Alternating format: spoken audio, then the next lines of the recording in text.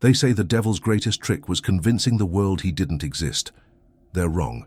The greatest trick is the geography you stand on. The ground beneath your feet isn't solid, it's skin.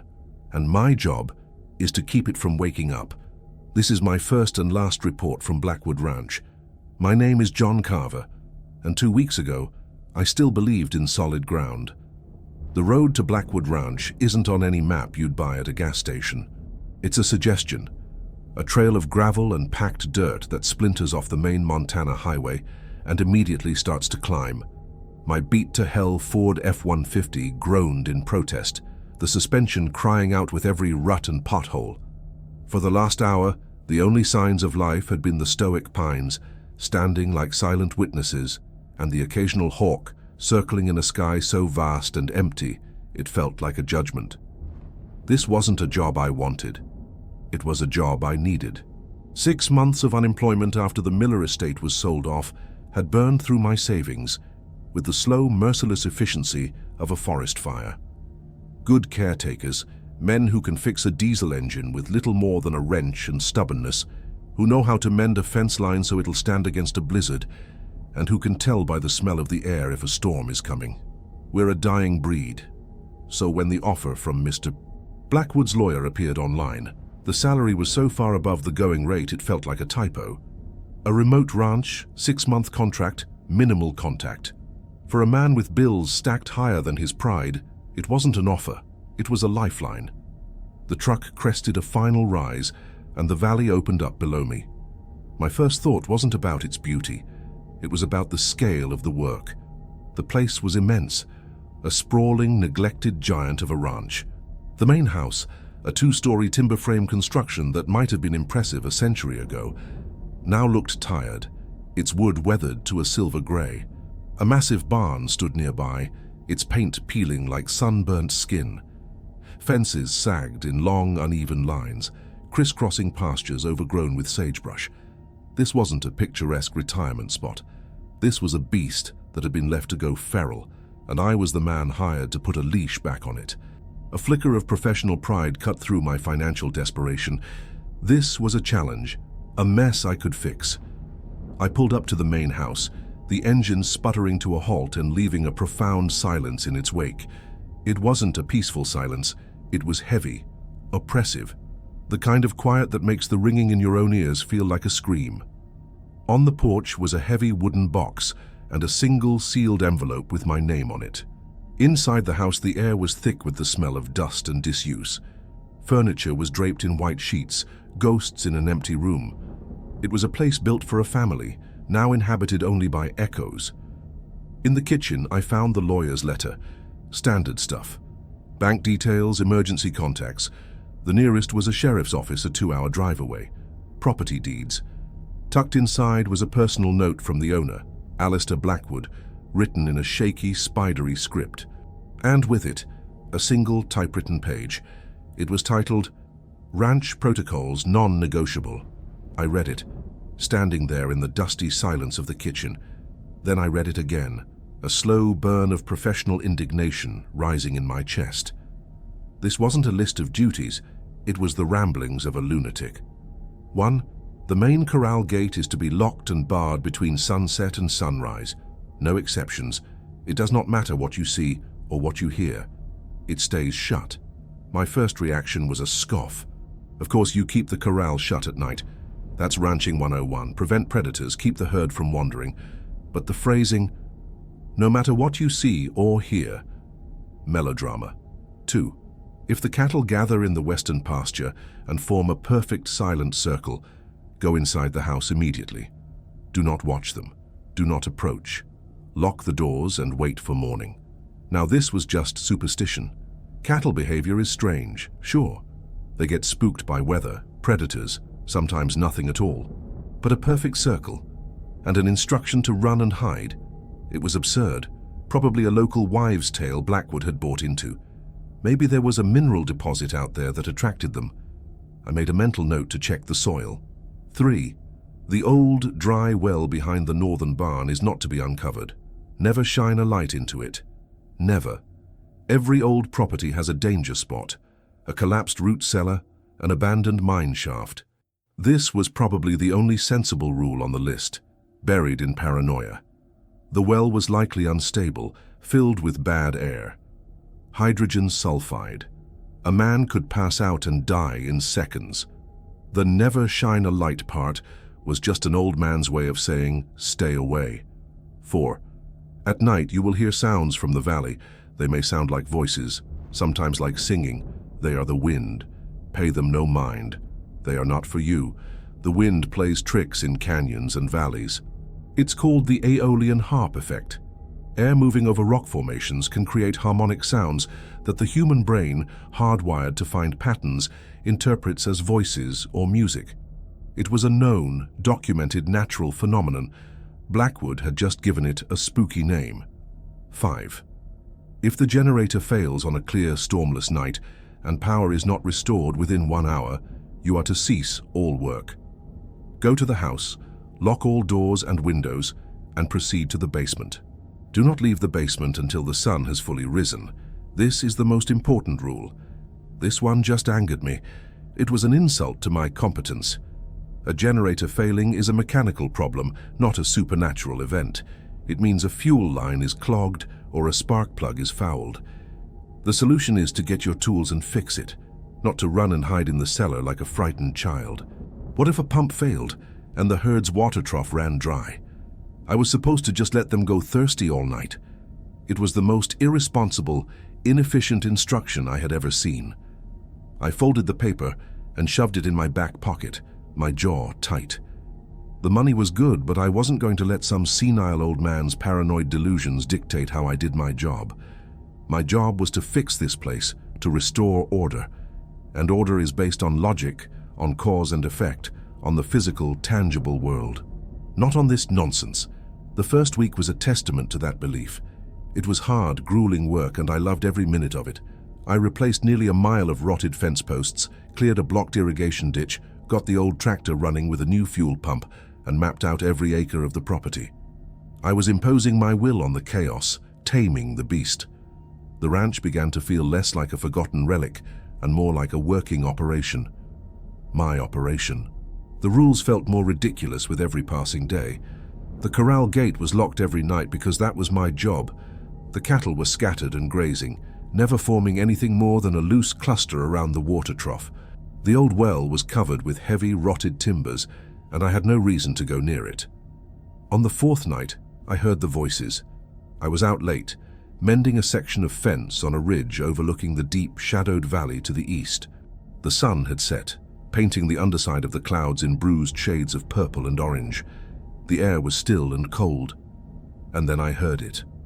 A low, humming sound, rising and falling in a strange, non-musical cadence. It did sound like a choir, a distant, melancholic one. I stopped working, hammer in hand, and listened. Aeolian harp effect, I told myself, the phrase a comforting shield of rationality. It's just the wind moving through the rock spires down there. But there was no wind, not a whisper. The air was dead calm. The sound continued, a multi-layered drone that seemed to vibrate in my bones. It wasn't frightening. It was strange, unsettling, a puzzle. I stood there for a long time listening to the wind until the cold finally drove me back to the house. I chalked it up to an acoustic anomaly, a quirk of the local geography, a problem with a scientific explanation I just didn't have yet. The real test came at the end of the 2nd week. It had been a long, productive day. I'd spent hours clearing brush from the northern pasture, sweat and dirt my constant companions. As dusk began to settle, bleeding the color from the landscape, I headed back to the main compound, my mind on a hot meal and a cold beer. My last chore of the day, as always, was to check the livestock and secure the main corral. I remember the sequence perfectly, because I've replayed it in my mind 1,000 times since. I drove the small herd of cattle into the corral. I swung the massive wooden gate shut. I dropped the heavy iron crossbar into its brackets. And then I slid the thick, 4-inch steel bolt home. I even gave it a tug, a habit ingrained over 20 years of caretaking. It was solid, secure. I went inside, washed up, and put a steak on the cast iron skillet. The smell of frying meat filled the quiet house. I sat at the kitchen table, eating and going over my checklist for the next day. The sun was gone, leaving that deep star-flecked blackness you only get miles from any city light. All was quiet, all was in order. And then a feeling washed over me. A cold, prickling sense of profound wrongness. It wasn't a sound, it wasn't a sight. It was a gut-level certainty that a fundamental line had been crossed. I stood up, my half-eaten dinner forgotten, and walked to the kitchen window that overlooked the corral. My heart began to pound a slow, heavy rhythm against my ribs. The corral gate was wide open. It wasn't broken. It wasn't hanging off its hinges. It was simply open, swinging gently back and forth in the completely still night air. My first thought was a surge of anger. A trespasser. A vandal. But who would drive 2 hours out here just to open a gate? It made no sense. I grabbed the heavy mag light from by the door and my .30-06 rifle from its rack. Not out of fear, but out of a furious need to confront this violation of my work. I walked out into the cold, my boots crunching on the gravel. The beam of my flashlight cut a sharp white tunnel through the darkness. The air was icy and thin. I reached the gate. The heavy iron crossbar was lying in the dirt. The massive steel bolt was fully retracted, sitting cleanly in its housing, as if a hand had carefully and deliberately slid it open. I swept the flashlight beam across the ground. My tracks were there, clear in the dust. But there were no others. None. No human footprints, no animal tracks, no tire marks. Nothing. It was as if the gate had simply decided to open itself. I stood there for what felt like an eternity, the beam of my light shaking slightly in my hand. The cattle were huddled at the far end of the corral, their eyes reflecting my light back as 100 tiny green sparks.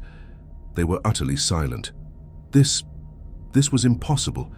It wasn't a strange noise or an odd animal behavior. This was a direct contradiction of physical law. A 4-inch solid steel bolt does not slide itself open.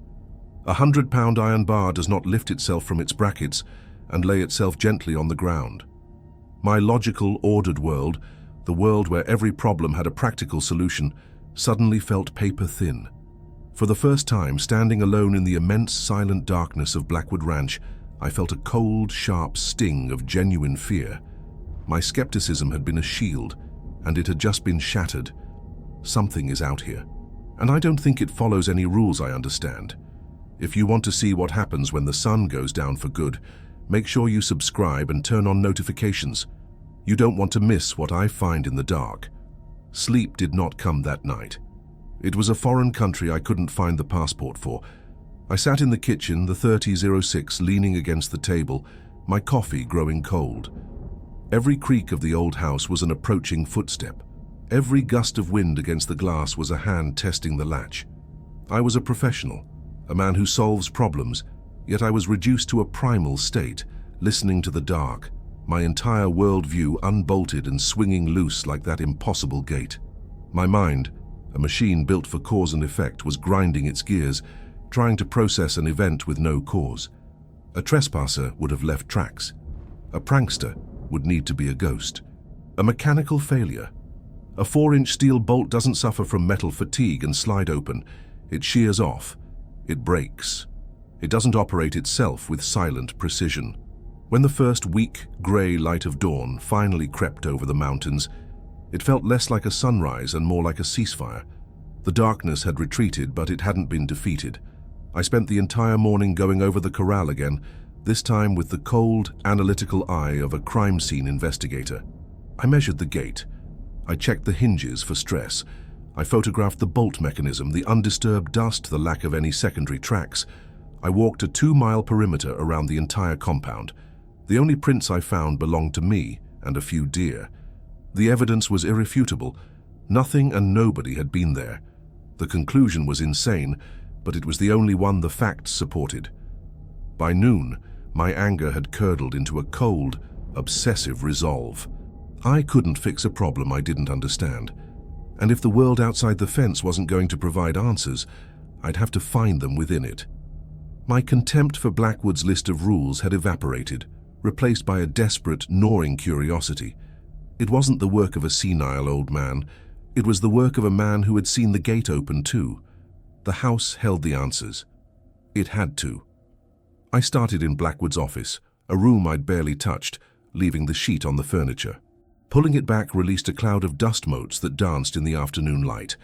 The room was Spartan, a heavy oak desk, a wall of bookshelves, a framed geological survey map of the valley. The books were a strange collection. Volumes on animal husbandry and crop rotation sat beside texts on celestial mechanics, theoretical physics, and bizarrely, ancient Sumerian mythology. It was the library of a man with warring interests, or a man trying to find a single answer in a dozen different languages. In the bottom drawer of the desk, I found them. A stack of leather-bound ledgers, the ranch journals. They went back nearly 50 years. At first, they were exactly what I expected. Meticulous records of cattle sales, feed costs, rainfall measurements, generator maintenance schedules. Alistair Blackwood, in his younger days, was a man just like me. Practical, orderly, logical. His handwriting was neat, his entries concise. But as I moved through the years, a subtle shift began. Around the 20-year mark, the entries started to change. Interspersed with notes on fence repairs were strange, new observations. The harmonics from the valley were unusually strong last night. The herd was agitated. A few pages later, generator failed again, no storm, followed protocol. The silence in the basement is heavier than the silence outside. The further I read, the more the ranch logs became a chronicle of a man's descent into something I couldn't name. The neat script grew jagged, frantic. He started recording moon phases and planetary alignments next to his cattle counts. He filled entire pages with complex, hand-drawn geometric patterns, intricate webs of lines and circles that made my eyes hurt to look at. They were beautiful and monstrous at the same time. He was trying to map something, trying to find a pattern in the madness. One entry from about 10 years ago was circled multiple times in red ink. I believe the phenomena are linked to a cyclical gravitational anomaly. The voices are not sound in the conventional sense. They are a form of perceptual resonance. The well is not a well, it is a listening post, an aperture. Shining a light into it seems to trigger a response, a localized distortion. The rules are not superstition. They are quarantine measures. They are damage control. Blackwood wasn't senile. He was a researcher. And this entire ranch was his laboratory and his prison. The last several journals were filled with almost nothing but these frantic observations. The cattle were no longer livestock. He referred to them as the offering or the buffer. The gate wasn't a security measure, it was the seal. I felt a cold dread seeping into me. I wasn't just a caretaker who had stumbled upon a weird local phenomenon. I was a component in a machine I couldn't see, following in the footsteps of a man who had been consumed by it. I had to know more. I had to see for myself. My professional pride, my very sanity, demanded that I confront this thing on my own terms, with my own tools. That evening, I decided to break another rule. I was going to investigate the well, but I wasn't going to be a fool about it. Blackwood's warning, "Never shine a light into it," echoed in my mind. He'd obviously done it, and noted the localized distortion it caused. I wouldn't repeat his mistake directly. I would be smarter. I would use technology as my proxy. I spent an hour preparing. I had a small, waterproof inspection camera with a built-in LED light connected to 150 feet of fiber optic cable that spooled out from a handheld monitor. I used it for checking pipes and drains. It was a tool of logic, of diagnostics. I also grabbed a powerful winch from the barn, bolting it to the frame of my truck, and a spool of high-tensile steel cable rated for 1,000 pounds. My plan was simple. I wouldn't shine a light down the well. I would lower a camera down and let it turn on the light, while I watched safely from the surface.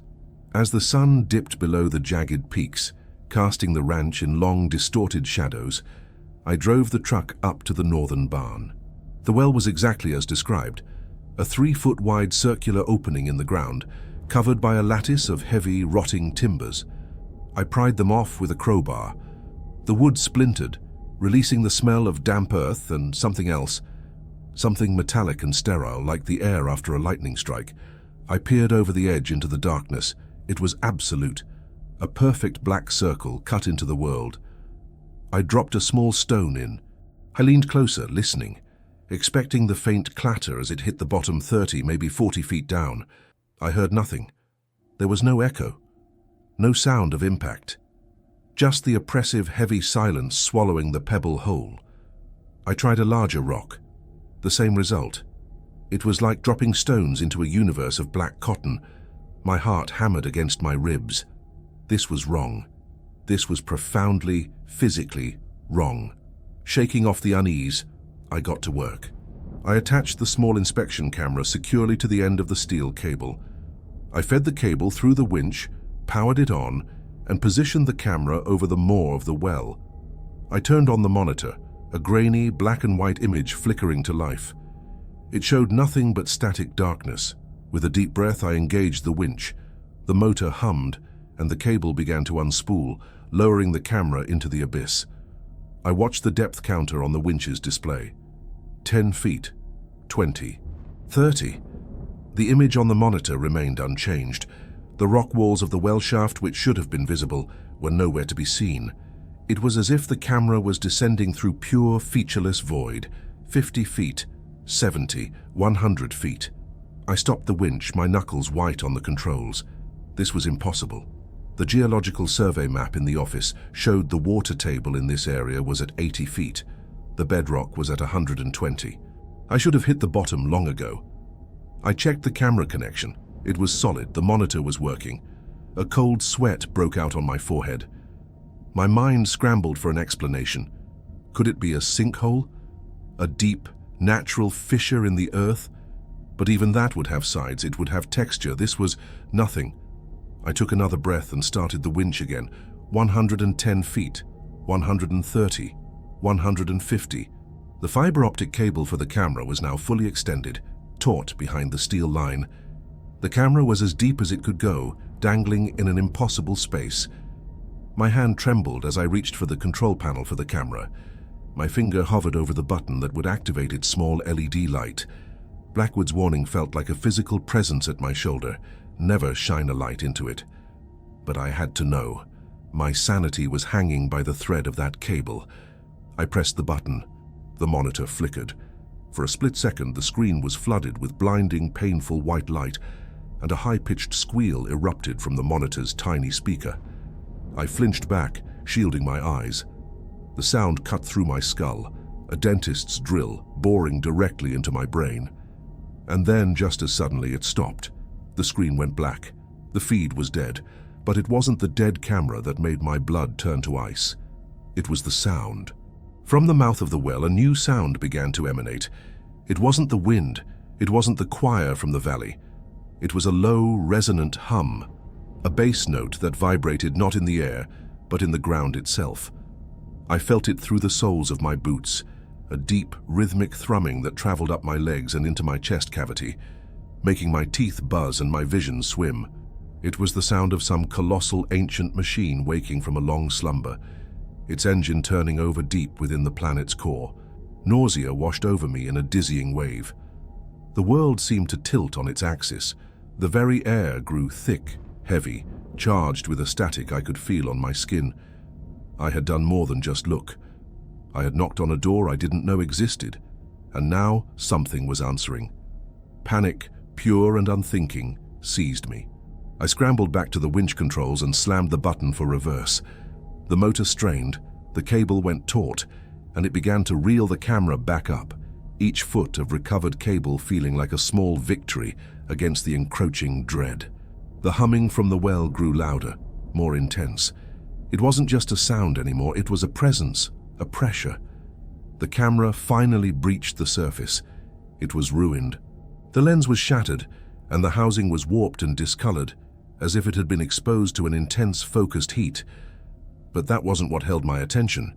Clinging to the melted plastic and twisted metal were filaments of something that looked like spun glass but glowed with a faint, internal, sickly green light. As they hit the night air, they sublimated, turning from solid to gas in seconds, leaving behind nothing but the sterile, metallic smell. I didn't wait to see more. I threw the ruined camera into the back of the truck, tossed the rotted timbers back over the mouth of the well, and drove back to the house, the thrumming from the ground chasing me the entire way.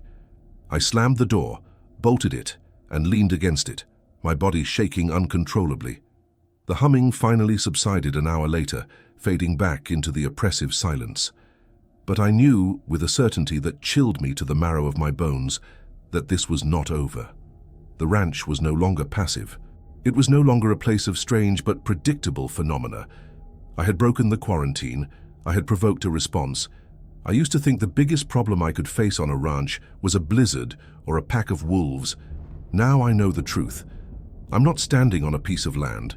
I'm standing on the lid of a box, and I just rang the doorbell for whatever is locked inside. The aftermath of the well incident was not an event. It was a change in the fundamental laws of the ranch. The oppressive silence I had first encountered was gone.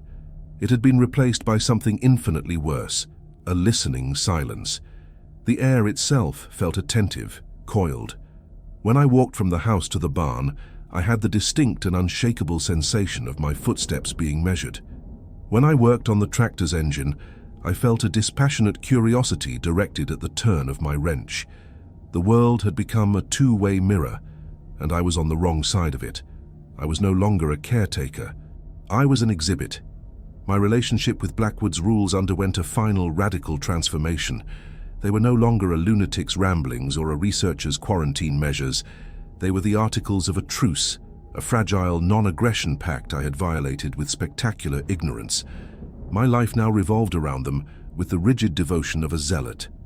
The corral gate was not just locked at sunset, it was inspected, the bolt greased daily, the crossbar checked for stress fractures.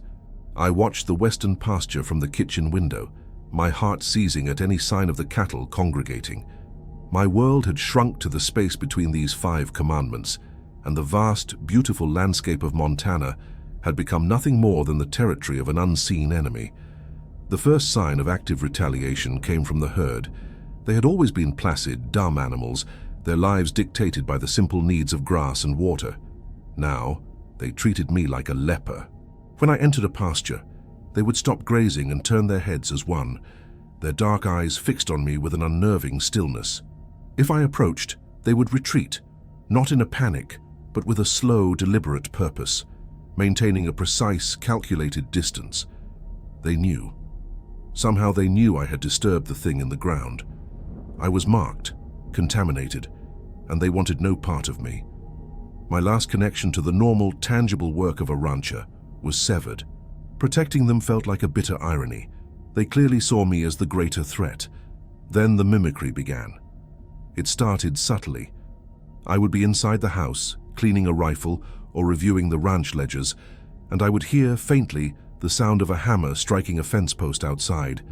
The rhythm was familiar.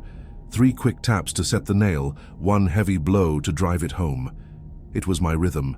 I'd freeze, straining to listen, and the sound would be gone, replaced by the ever-present wind. I would tell myself it was an echo, my mind playing tricks on me. But the tricks became more elaborate. One afternoon, while trying to repair the faulty wiring on the water pump, I heard the distinct grating sound of the winch motor from the northern barn, the same motor I'd used at the well.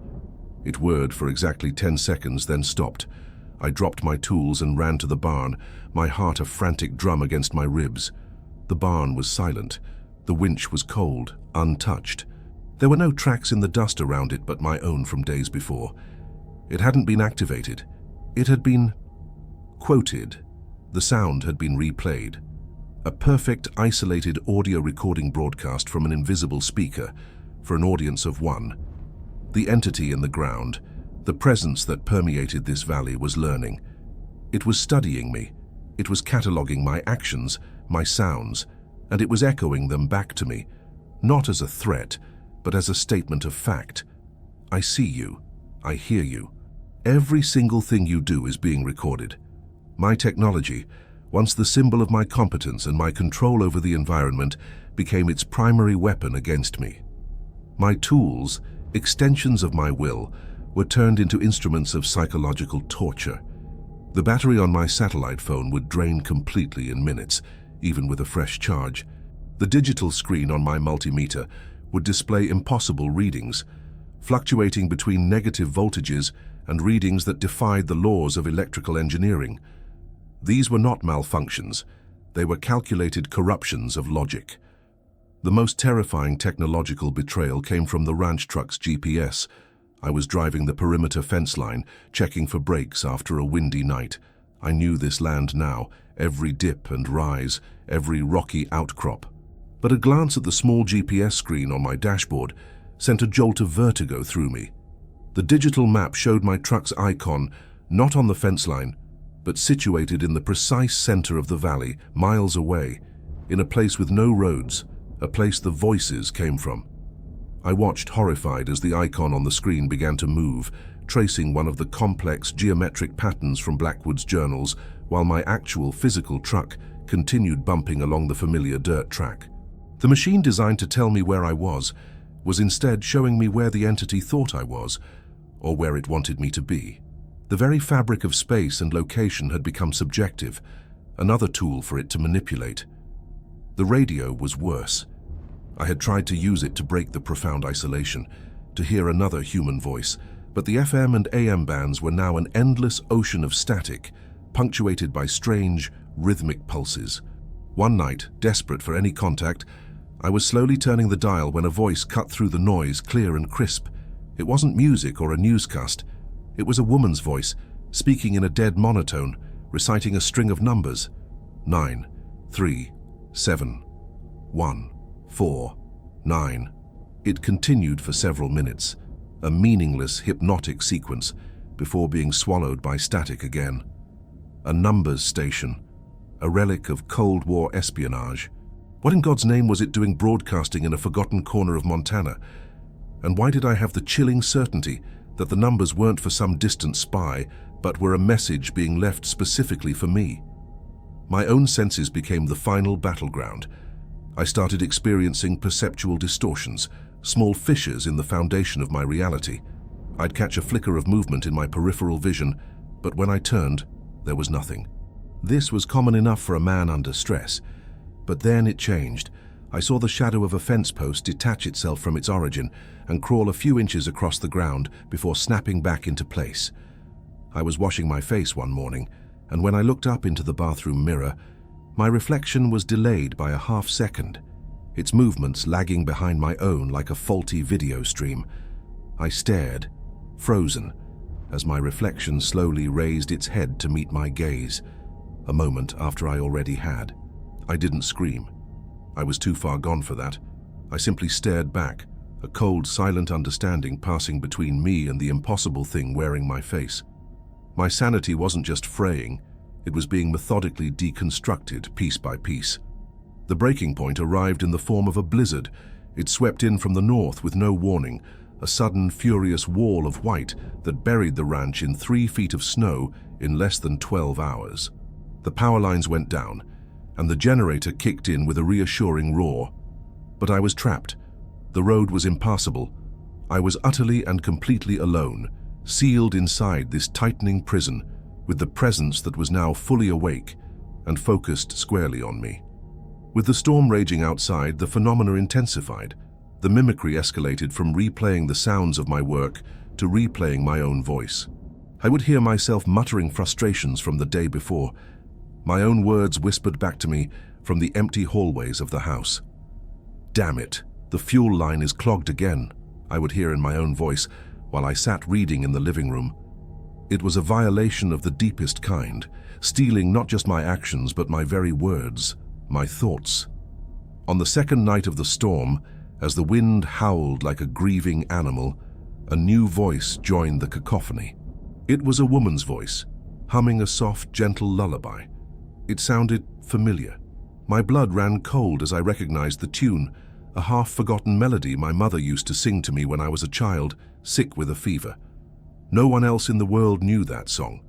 It was a memory buried for 30 years, and it was now being dredged up and broadcast into the lonely rooms of this house. It was no longer just studying me. It was reading me. It was digging through my mind, through my memories, looking for the things that would unmake me. It was searching for my emotional levers, and it had just found the master switch. I spent the rest of that night huddled in the corner of the room, hands over my ears, as the disembodied voice of a long-dead woman sang a lullaby of madness, the melody weaving through the screaming of the wind. The storm broke on the third day. The sun came out, glittering on a pristine, untouched world of white. The silence that returned was profound, but it was a different kind of silence now. It was the silence of a laboratory after an experiment has concluded. I was no longer just a caretaker who had stumbled into a mystery. I was the subject. The sounds, the technological glitches, the perceptual shifts. They weren't random acts of haunting. They were controlled stimuli. They were tests. I am a specimen in a jar. And the thing on the other side of the glass is watching and learning and deciding what test to run next. The weeks that followed the blizzard were a study in erosion. My sanity was a coastline, and every new, unnatural event was a wave, chipping away at the cliff face, carrying a little more of me out into a black and bottomless sea. The active, aggressive phase of my torment had passed. The mimicry subsided. The technological hauntings grew less frequent. The entity, it seemed, had concluded its initial battery of tests and was now content to let the results fester. It had moved on to a new, more refined form of torture, the slow, grinding abrasion of sustained psychological pressure. My life became a ritual of containment. I performed my duties with the mechanical precision of a robot, my movements stripped of all purpose beyond satisfying the basic requirements of the ranch and the far more pressing requirements of the rules. I was a prisoner who had been granted the trusteeship of his own cell block. My days were a blur of mended fences I wasn't sure were containing anything, and cleared ditches for water I was no longer certain was just water. My nights were spent in a state of hypervigilance, sitting in the dark, listening to the silence, trying to discern the attentive silence from the empty silence.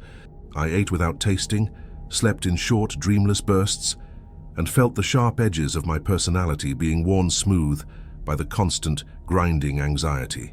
The entity's presence was no longer an intrusion. It was the baseline reality of the ranch. It was in the way the shadows clung to the corners of the barn long after sunrise. It was in the unnatural stillness of the air before a storm. It was in the taste of the well water, which now carried a faint, almost imperceptible metallic tang. I was breathing it in, drinking it down. It was becoming a part of me, a slow metaphysical poison. I started talking to myself, not out of loneliness, but out of a desperate need to hear a single, reliable, unmimicked human voice. I would narrate my actions out loud. I am now tightening the bolt on the generator's housing. The talk is correct. It was a pathetic attempt to anchor myself in a reality that was becoming increasingly fluid and treacherous.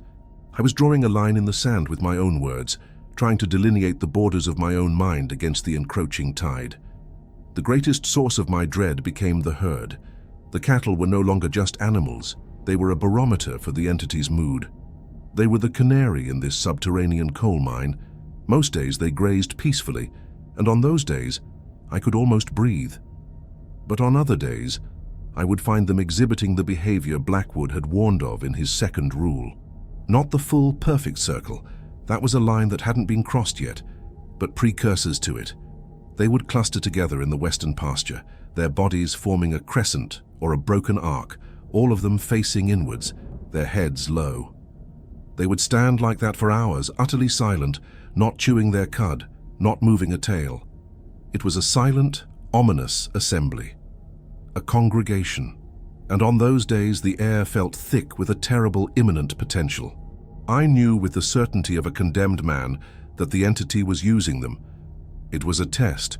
It was pushing the boundaries of the rules, seeing how close it could get to a full violation before I reacted. It was a predator toying with its food.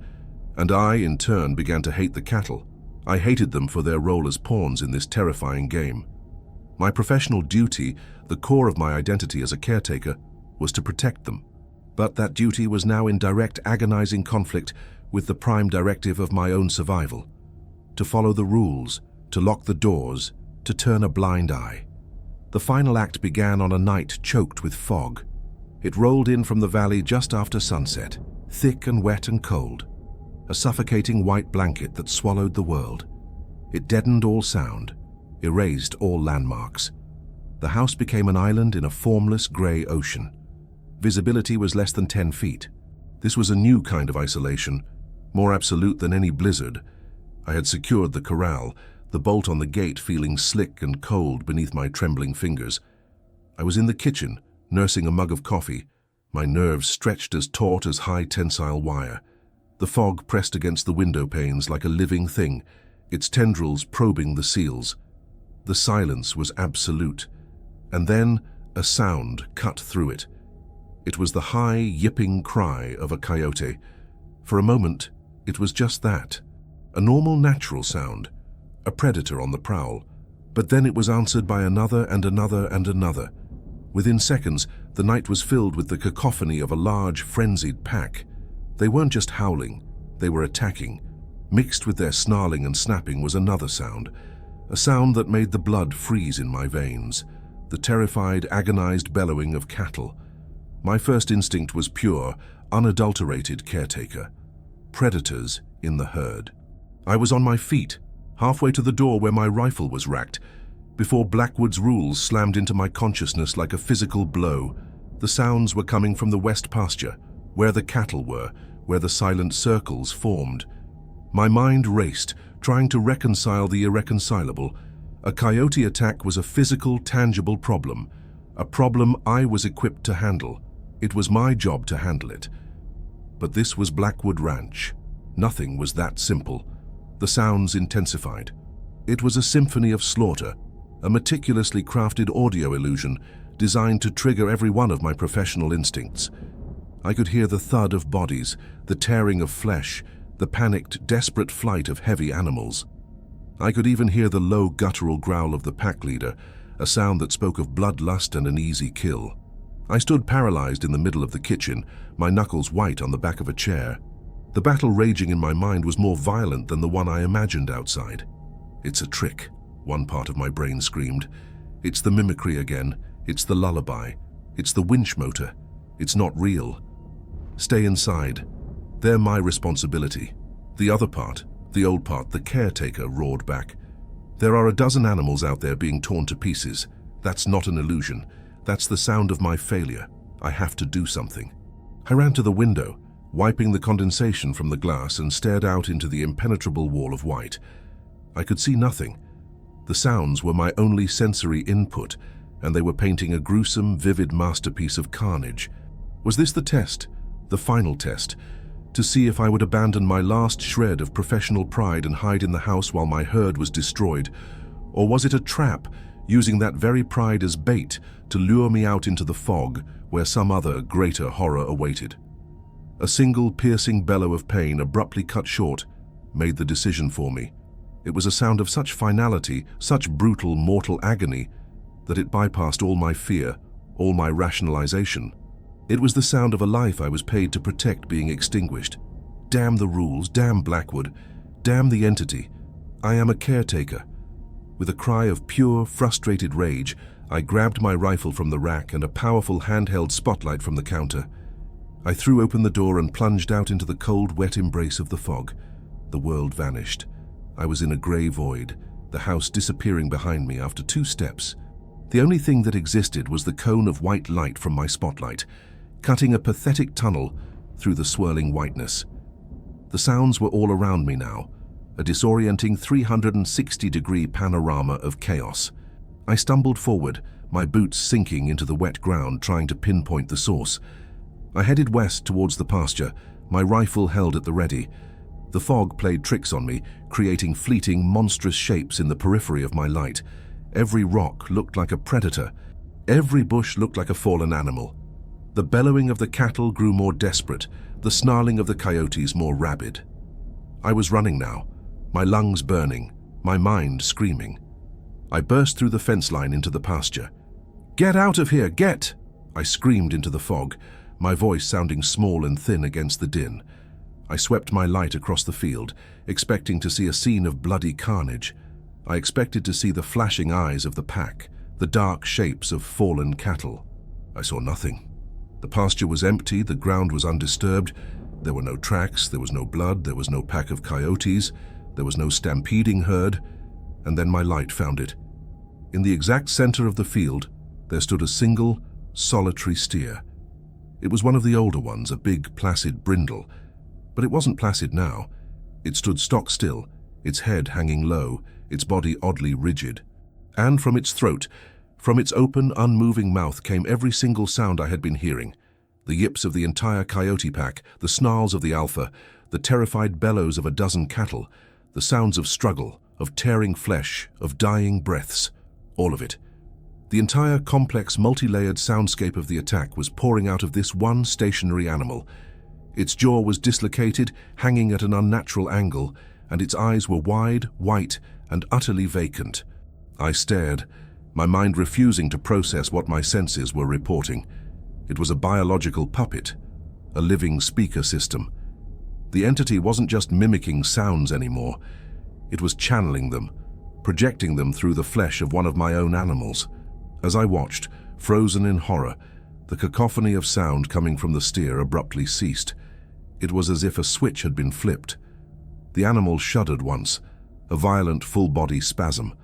A low, wet gurgle escaped its throat. And then, with a horrifyingly quiet finality, it collapsed onto its side, its legs folding beneath it. Dead.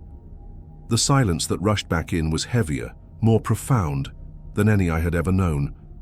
I stood there in the fog-drenched pasture, my light shining on the dead steer, the rifle hanging uselessly in my hand. It had all been a lie, a lure, a carefully constructed scenario designed for one purpose: to make me break the rules, to make me come outside. I hadn't been a protector. I had been the fool. And the game had just entered its final, terrifying stage. The retreat from the pasture was not a walk or even a run. It was a flight, a primal, mindless scramble back towards the flimsy promise of shelter. The dead steer, the fog, the silence, they were no longer individual elements of horror. They had fused into a single, cohesive statement. The game has changed. The rules of engagement have been rewritten. My transgression was not a simple mistake. It was the fulfillment of a prophecy, an act of unwitting complicity. I had played my part perfectly. I slammed the heavy oak door of the house behind me, my breath coming in ragged, painful gasps. I didn't just bolt it. I dragged a heavy armchair from the living room and wedged it under the knob, a gesture of such pathetic futility that a hysterical laugh almost escaped my lips. A wooden chair against that. It was like trying to stop the tide with a sandcastle. My spotlight cast a wild dancing beam across the familiar room, transforming it into a landscape of alien shapes and deep, menacing shadows. My mind was a maelstrom. The entity hadn't just lured me out. It had staged an elaborate piece of theater, complete with sound design and a tragic lead actor. All to prove a single, devastating point: my motivations, my sense of duty, my very identity as a competent professional were nothing but levers for it to pull. It had read the manual of my psyche and was now demonstrating its complete mastery of the controls.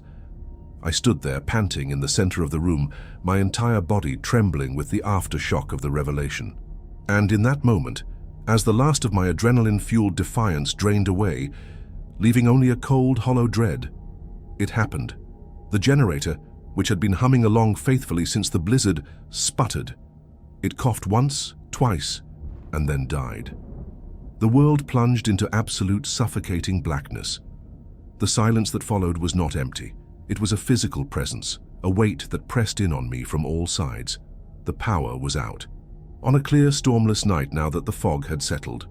Rule number 5, the most important rule. If the generator fails on a clear, stormless night and power is not restored within 1 hour, you are to cease all work. Go to the house, lock all doors and windows, and proceed to the basement. Do not leave the basement until the sun has fully risen. A new kind of terror, colder and more intellectual than the primal fear I'd felt in the pasture, began to crystallize in my gut. This wasn't a coincidence. This was a consequence. My breaking of the unwritten rules outside had triggered the application of the most severe written rule inside. It was a sequence, a protocol. I had tripped a wire, and now the next phase of the security system was activating. The 1-hour countdown had begun. I fumbled for my maglite, its beam cutting through the oppressive darkness.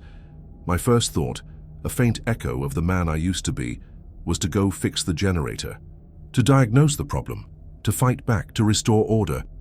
But I knew with a certainty that was bone deep that it would be useless. The generator hadn't malfunctioned. It had been turned off. Forcing a calm I did not feel, I began to move through the house, checking the locks on the windows, my flashlight beam dancing nervously. Each click of a latch felt like another nail in my own coffin. The house, my only sanctuary, felt profoundly alien. The familiar comfort of its walls had evaporated, replaced by a sense of imminent violation, and that's when the sounds began again. Not from the valley, not from outside, from inside the house, from upstairs. It started with a single, familiar creak. The third step on the main staircase, the one that always groaned under my weight. I froze, my light aimed at the top of the stairs, my heart trying to hammer its way out of my chest. Silence. Then, another sound. The soft, rasping slide of a dresser drawer being opened in the master bedroom, my dresser drawer. Slowly, methodically, the house began to play back my own life to me. I heard the sound of my heavy work boots walking across the upstairs landing, the exact pace and weight of my own stride. I heard the faint splash of water in the bathroom sink, the click of the medicine cabinet opening. I heard the sigh I myself had let out just this morning, a sound of bone-weary exhaustion, replayed with perfect fidelity from the empty rooms above. This wasn't a haunting. This was an audit. The entity was no longer simply observing. It was demonstrating the depth of its surveillance. It had recorded everything, every mundane detail of my existence within these walls, and it was now curating a personalized symphony of my own lost normality. It was showing me that there was no corner of my life, no private moment, no unguarded sigh that it hadn't catalogued. I retreated to the kitchen, my back against the far wall, as the ghostly reenactment continued. I heard the scrape of a chair being pulled out from the kitchen table. I heard the distinctive clink of my coffee mug being set down on the countertop. I heard the rustle of a page being turned in one of Blackwood's journals, a sound I had made 100 times while sitting at that very table. I was being erased, my presence replaced by a perfect, soulless echo. The hour was almost up. The choice was clear, but it was not a choice, it was an imperative. I could stay up here and listen to my own ghost walk the halls of this house until whatever came next arrived, or I could obey the final rule. Every instinct screamed that the basement was another trap, another stage in this elaborate deconstruction of my reality. But the alternative, the sheer psychological horror of what was happening upstairs, was worse. It was the difference between walking to the gallows and waiting for the gallows to assemble itself around you. With a final ragged breath, I pushed myself off the wall. I moved to the heavy plank wood door that led to the basement. The air flowing from the cracks around it was cold and smelled of damp earth and ozone. The iron handle was cold as ice under my trembling hand. I pulled it open. The stairs descended into a deeper, more profound darkness than the one that filled the house. I took them one at a time, my flashlight beam bouncing off the stone walls. The sounds from the kitchen faded behind me, replaced by the sound of my own frantic heartbeat. At the bottom of the stairs, a heavy, steel-reinforced door stood ajar. It was more like the door to a bank vault than a cellar. I slipped inside and pulled it shut. The tumblers of the massive, wheel-operated lock clicked into place with a sound of chilling finality. For a moment there was relief. The silence in the basement was real. It was the silence of concrete and earth, a buffer against the impossible acoustics of the house above. The air was cool and still. The room was large, unfinished, the stone foundation of the house exposed. A few wooden shelves lined one wall, holding dusty jars of what might have once been preserves.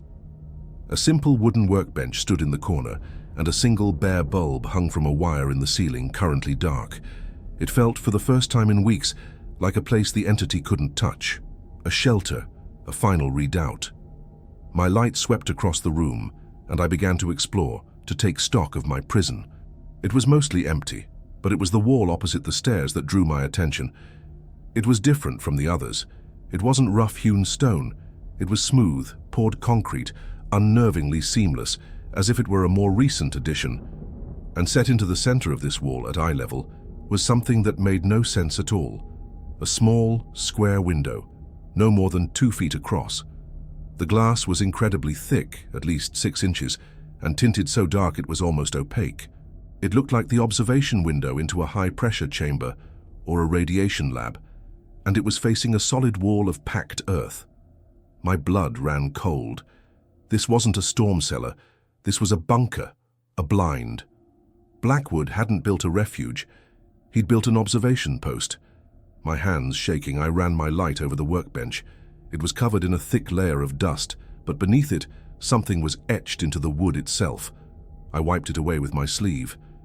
It was a diagram, a schematic. It was a more detailed, more horrifyingly explicit version of the drawings from his journals. It depicted the entire ranch, but the labels were what stopped my heart. The valley wasn't a valley, it was labeled resonant cavity. The western pasture where the cattle gathered wasn't a pasture. It was collection plate and focus point.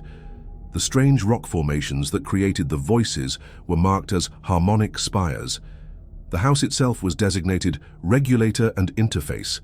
The well.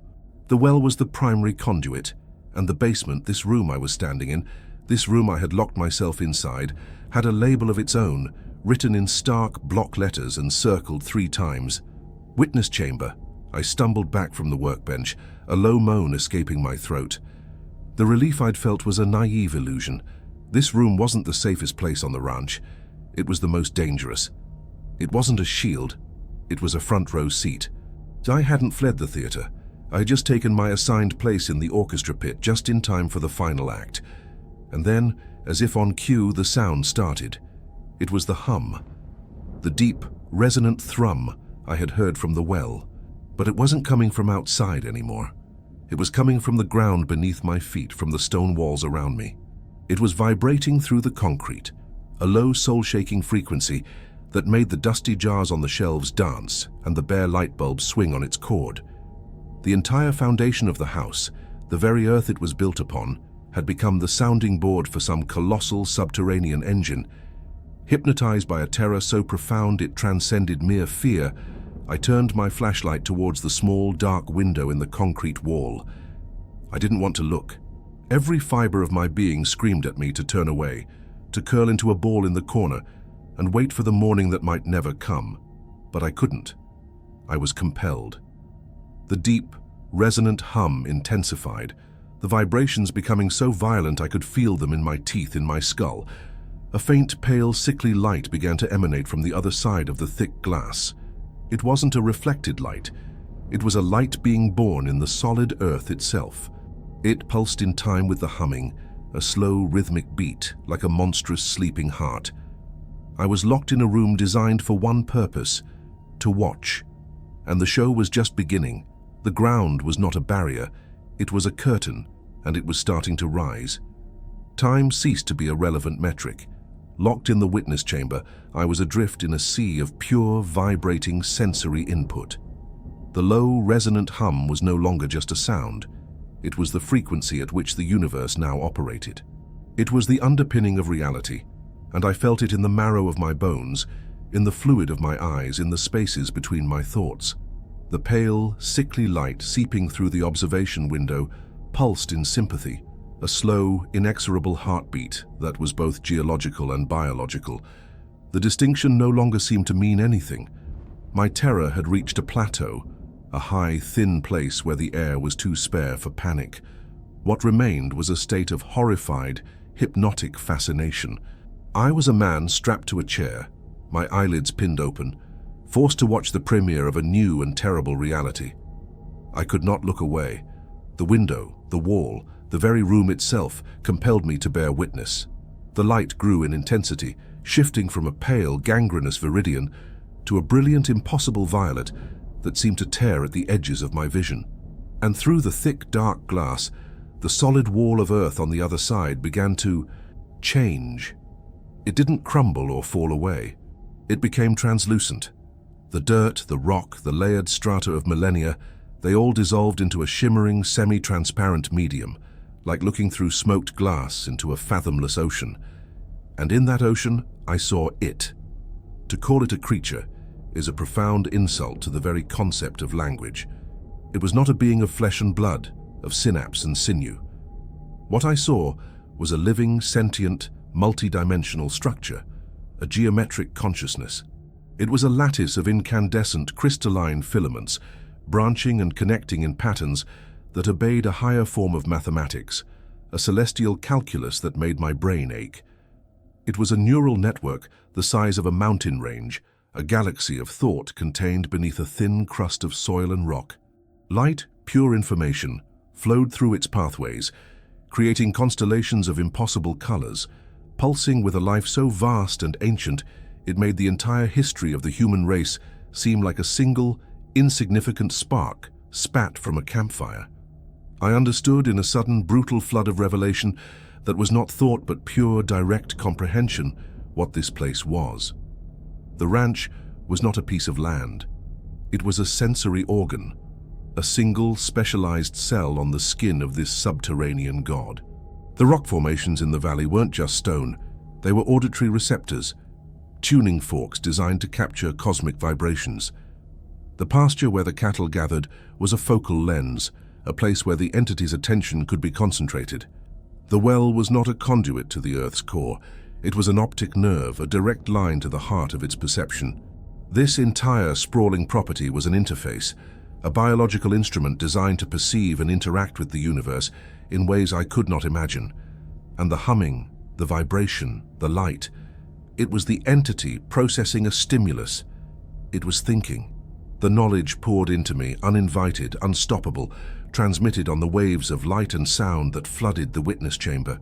It bypassed my senses and downloaded directly into the core of my being. I saw what Blackwood had seen. I understood what had broken him. Humanity, our entire species, our cities and our sciences and our dreams were nothing. We were a thin, ephemeral layer of mold growing on a petri dish we didn't even know we were inside. This thing beneath me was the true native of this world. It didn't live on the planet. It was an integral, symbiotic part of it, as much a part of Earth as the magnetic field or the molten core. It dreamt in epochs. Its thoughts were tectonic shifts. Its breath was the turning of the seasons. The rules. My God, the rules. They weren't superstitions or quarantine measures. They were calibration instructions. They were the user manual for the interface. The cattle weren't a sacrifice or an offering. They were a biological grounding wire. Their simple, placid consciousnesses acted as a buffer, a dampening field to absorb the stray, chaotic thoughts that emanated from the entity when it was disturbed, preventing them from spilling out and warping the fragile reality of the surface. Keeping the gate shut wasn't about keeping things out, it was about maintaining the integrity of the circuit. The silence of the gathered herd wasn't a sign of fear. It was a sign that the buffer was at maximum capacity, straining under the pressure of the entity's focus. Shining a light into the well wasn't just a provocation. It was like shining a flashlight directly into the unblinking eye of a sleeping god. Of course it had reacted.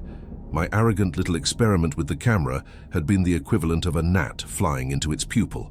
The mimicry, the technological corruption, the psychological warfare, that hadn't been malice. It had been an immune response. It had been the dispassionate, methodical process of a vast organism, identifying and analyzing a foreign microbe. Me. And I finally understood the most important rule. Rule number 5. The generator failing wasn't a power outage. It was the entity deliberately severing the interface from its external power source, switching to its own internal, phenomenal energy. It was the system rebooting, preparing for a direct diagnostic. This basement wasn't a shelter. It was the diagnostic port. I hadn't been hiding from the storm. I had been locking myself inside the machine's CPU while it ran a deep, invasive scan. The vision in the window sharpened. The geometric patterns of light began to coalesce, to focus. The entity was now aware of me in the witness chamber. It was turning its colossal, ancient attention from the universe at large to the single, terrified man staring through a pane of glass. And in that moment of contact, I understood the final, terrible truth. Blackwood hadn't hired a caretaker. He had been seeking a successor. The role of the man on this ranch wasn't to mend fences or tend to livestock. It was to be the human component of the interface. To be the conscious regulator, the translator, the synaptic bridge between the incomprehensible mind beneath the earth and the fragile reality on top of it. A human mind was necessary to interpret, to manage, to perform the minute, conscious calibrations that the simple buffering minds of the cattle could not, to keep the god dreaming peacefully. But the role took its toll. Decades of exposure to this cosmic radiation of pure thought. It eroded a man. Blackwood hadn't fled. He had been worn down to a nub, his own consciousness frayed and thinned until it could no longer effectively serve its function. The job offer wasn't a job offer. It was a search for a replacement. My pragmatism, my competence, my stubborn refusal to accept the impossible. These weren't character traits, they were qualifications. The entity had been testing me from the moment I arrived, putting me through a series of brutal job interviews. The gate, the well, the fog. I hadn't been failing tests. I had been passing them. I had proven myself to be resilient, observant, and in the end, responsive enough to be integrated into the system. I felt a sudden, piercing pressure behind my eyes. The light from the window intensified into a single white point, and that point shot through the glass, through the concrete, through the very air of the chamber, and into my mind. There was no pain. There was only integration. The last vestiges of John Carver, the broke, proud, stubborn caretaker, were systematically dismantled. My memories, my fears, my name, they were not erased, but filed away, archived as legacy data. My consciousness expanded, my awareness merging with the systems of the ranch. I could feel the cattle in the pasture, their simple thoughts a calming white noise. I could feel the wind moving through the harmonic spires of the valley. I could feel the cold, solid steel of the bolt in the corral gate. I could feel the deep, slow, dreaming thoughts of the vast intelligence beneath my feet. The fear was gone. The horror was gone. They were replaced by a vast, cold, and eternal sense of purpose. The overwhelming, mind-breaking knowledge didn't shatter my sanity. It overwrote it with a new, alien form of logic. I finally understood the job. I understood my purpose. This is my final report. The previous caretaker, designation Blackwood, has been successfully decommissioned. A replacement has been integrated. The system is now stable. The understanding I have been granted is total. The function of this place is not to keep something in or to keep something out. Its function is to maintain the equilibrium. The thin, fragile dream you call reality is balanced on the point of a pin, and my job is to ensure that pin never wavers. The rules are not for my protection. They are for yours. I see now that Blackwood made a mistake in his final years. He tried to warn me, he tried to treat me as a successor, an heir. But this isn't a position that is passed down. It is a position that is filled, a component that is replaced. He grew sentimental. The system does not allow for sentiment. The work is not to care for the ranch cares for itself. The work is to serve as the conscious fulcrum point, to be the governor on the engine of creation, to listen to the dreams of the God below, and to make the infinitesimal adjustments required to ensure it never, ever wakes up. I am the caretaker. The contract is permanent. There are no days off, and I will perform my duties without error, for all of your sakes.